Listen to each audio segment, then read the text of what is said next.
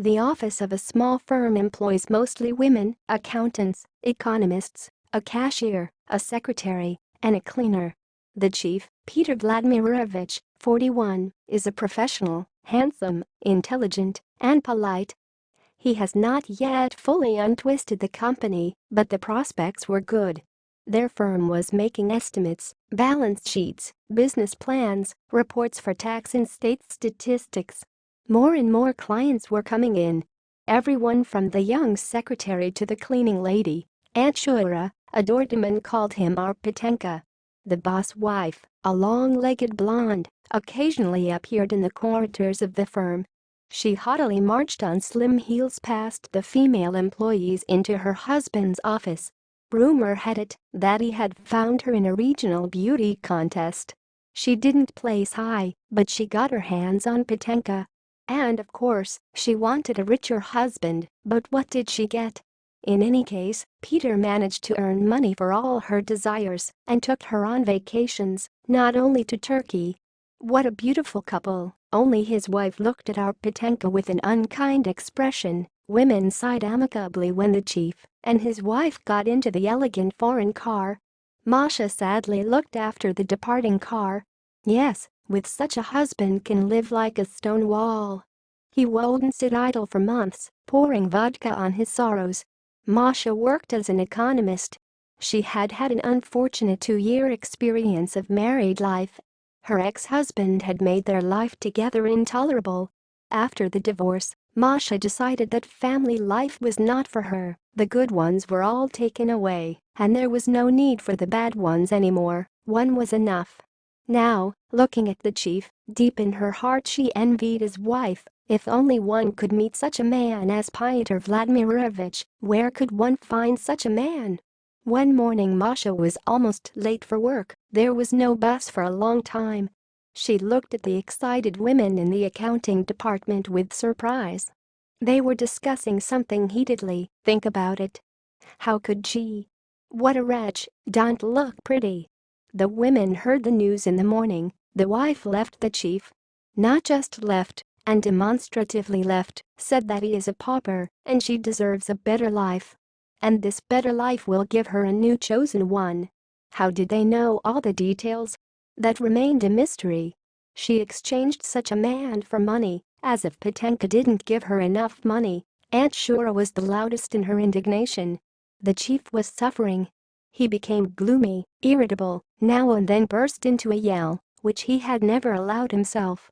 He grew gray, dark circles under his eyes, and it was obvious that he was very ill.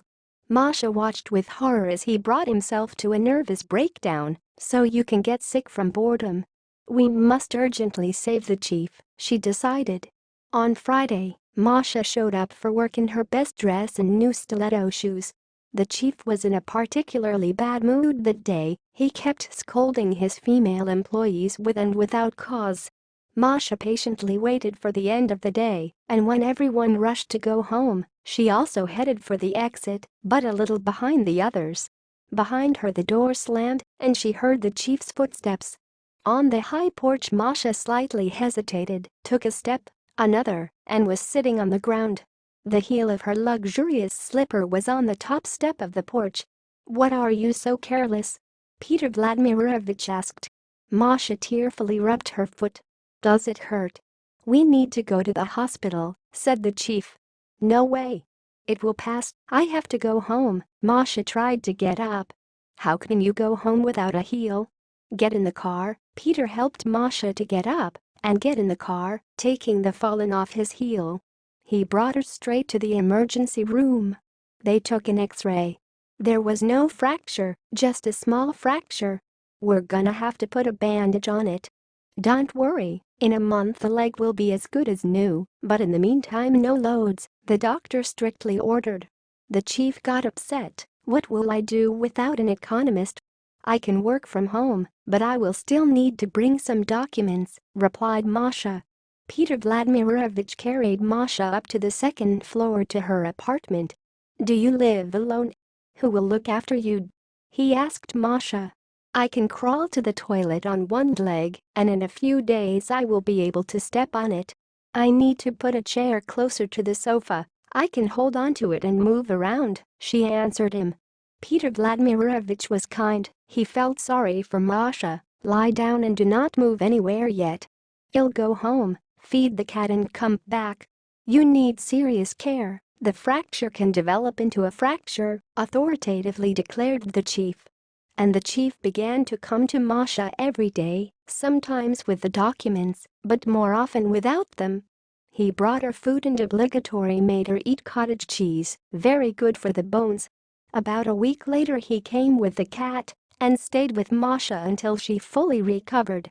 At work, they noticed that the chief was cheerful, looking fresh and happy.